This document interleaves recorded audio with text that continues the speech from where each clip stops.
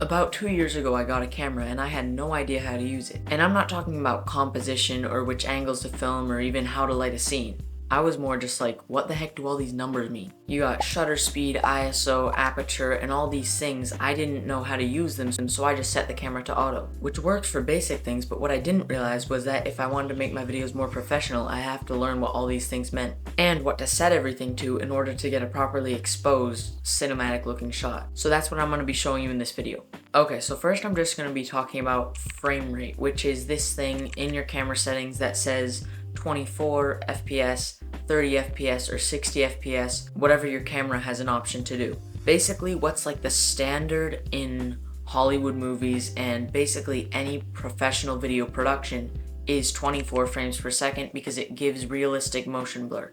30 frames per second is more for like, I don't know, a vlog or something like that where it's more casual. Frames per second basically just refers to how many frames your camera's taking per second. So if it's 24, then that means it's taking 24 pictures every second of the video. And if it's 60, then it's taking 60 pictures every second of the video. So if you wanted to do slow motion, like slow it down about halfway or something, then you should film with a frame rate like 60 frames per second so you can slow it down in post. Okay, next on the list is shutter speed. Shutter speed is what it sounds like. It's just the speed of your shutter. So if it's set to 1/50th of a second, that means that that's how fast your shutter is gonna click. If you take off your lens or the cap on the front of your camera and you look in as you dry fire that shutter, that's what you're gonna see. So first I'm going to talk about how shutter speed is used in photography and then videography. So first in photography, if you have it set to 1/50th, when you snap that shutter and someone's running by, there's probably going to be blur because it's not taking it fast enough to capture that split second where they were still.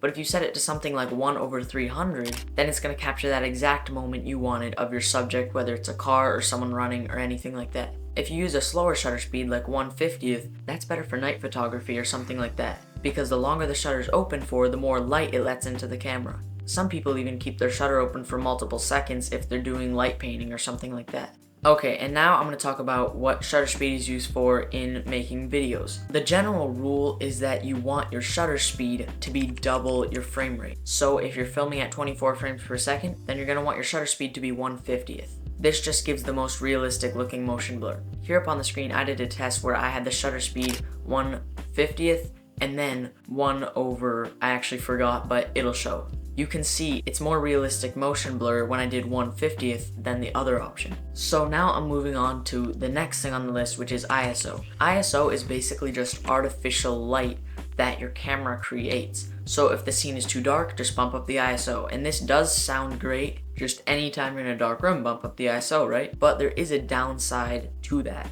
The higher the ISO, the more grainy it's gonna be. Some cameras can have the ISO really high and it's still not going to be grainy, but the camera I'm using right now to film this video is bad in low light, and if I put the ISO really any more than 400, it's going to look grainy. Okay, now I'm going to move on to the last thing on this list, and probably the coolest one, which is aperture. Shutter speed was all about the camera body, ISO is basically just artificial light, but aperture has to do with the lens of the camera. If you've ever seen a camera lens or been shopping for one and it says f1.8, that basically just means that is the lowest the aperture can go down to. So when you crank your aperture all the way down to say f1.8 or f1.4, then that opening in the front of the lens is going to be super wide and it's going to let in a ton of light. This lights your scene better, and also it will give you a blurry background. This is more for shooting maybe product photography or something like that.